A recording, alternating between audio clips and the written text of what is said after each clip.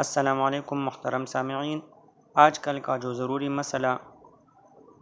مسئلہ ہے وہ یہ ہے کہ عید کب ہوگا۔ تو اس مسئلے کا حل حدیث مبارکہ میں ہے۔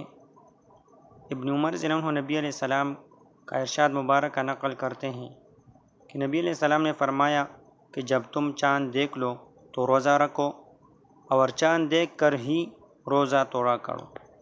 اگر بادل کی وجہ سے مشتبہ ہو جائے تو 30 دن کی تعداد سے پورا کرو۔ تو اس سے معلوم ہوا کہ ہم لوگ کہتے ہیں کہ ہم نے 30 دن روزے کبھی نہیں پورے کیے، تو اس مسئلے کا حل حدیث میں واضح ہو گیا۔ اور یہ بھی یاد رکھنا چاہیے کہ اسلامی مہینہ اکثر 28، 29 اور 30 کا ہوتا ہے، اور 31 کا تو نہیں ہوتا۔ اور یہ مسئلہ بھی بیان ہوا کہ چاند دیکھنے سے روزہ رکھنا اور چاند دیکھنے سے ہی عید منانا ہے۔ والسلام۔